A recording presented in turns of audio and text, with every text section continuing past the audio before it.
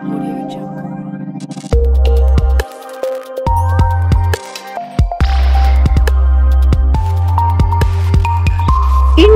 TV 9 news Maharashtra.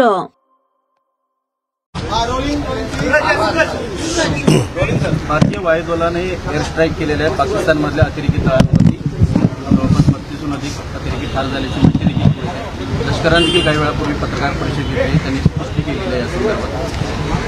मला काय आपल्याकडे भारतात जो आता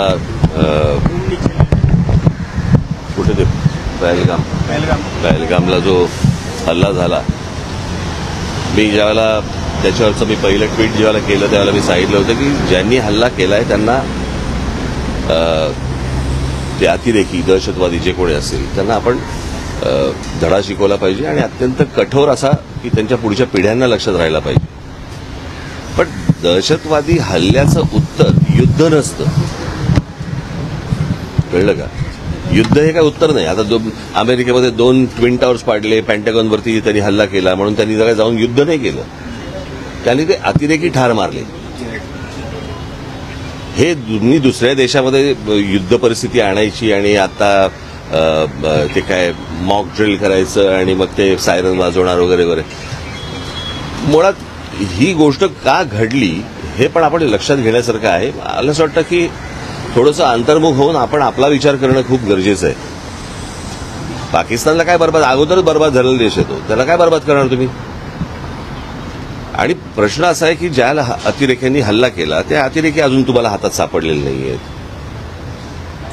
ज्या ठिकाणी इतके हजारो काय ज्याला आपण पर्यटक जिथे जात आहेत, इतकी वर्ष जात आहेत, तिथे सिक्युरिटी का नव्हती, हे मला असं वाटतं हे प्रश्न जास्ती महत्वाचे आहेत। आपल्या देशामध्ये कोम्बिंग ऑपरेशन करून ह्यांना हुडकून काढणं हे जास्ती गरजेचं आहे। हे एअर स्ट्राईक करून लोकांना काहीतरी वेगळ्या ठिकाणी भरकटवून आणि असं हे काही युद्ध हे काय त्याचा पर्याय नाही होऊ शकत किंवा त्याचं उत्तर नाही होऊ शकत। आणि दुसरी गोष्ट म्हणजे आता कसं झालं की ह्या सगळ्या ह्याच्यामध्ये कसं आहे, सरकारच्या चुका ह्या तुम्हाला दाखवल्याच पाहिजे। आज ज्या वेळेला हा प्रकार झाला, तो प्रकार झाल्यानंतर ज्या वेळेला पंतप्रधान त्यावेळेला सौदी अरेबियामध्ये होते, अर्धवट दौरा सोडला त्यांनी, तो दौरा सोडून ते बिहारला कॅम्पेनला गेले, कळलं का? बिहारला कॅम्पेनला गेले। मला असं वाटतं ते गोष्ट करायची गरज नव्हती। त्याच्यानंतर ते केरळमध्ये जाऊन तिकडे अदानीचं पोर्टचं उद्घाटन केलं, त्याच्यानंतर इकडे काहीतरी फिल्म इंडस्ट्रीसाठी काहीतरी वेवचा कार्यक्रम केला, तिकडे द्याल। इतकी जर गंभीर परिस्थिती आहे तर या गोष्टी टाळता आल्या असत्या आणि त्याच्यानंतर येऊन ते काय मॉक ड्रिल करायचं आणि मग काहीतरी एअर स्ट्राईक करायचं, मला असं वाटतं की हे काही उत्तर नाही या गोष्टींवरचं।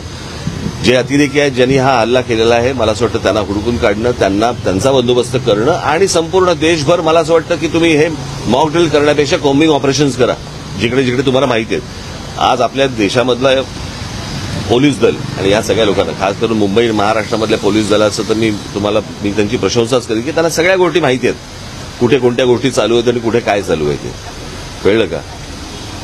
आज आपल्या देशातले प्रश्न संपत नाहीयेत आणि आपण काहीतरी युद्धाला आपण काहीतरी सामोरे जातोय। मला असं वाटतं ही काही योग्य गोष्ट नाही। आज नाक्यावरती ड्रग्ज मिळत आहेत, हे ड्रग्ज येत आहेत कुठून, काय येत आहेत, मला असं वाटतं या गोष्टींच्या खोलात तुम्ही जाणं गरजेचं आहे।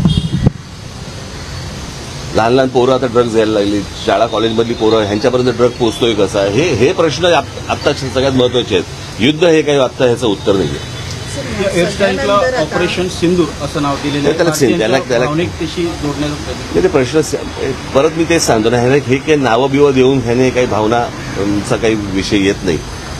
प्रश्न असा आहे की तुम्ही नक्की काय पाऊल उचलताय आणि हे इतके दिवस जे काही कार्यक्रम जे झाले, ह्या कार्यक्रमांची काही आवश्यकता नव्हती। ठीक आहे, जय हिंदीमध्ये नाही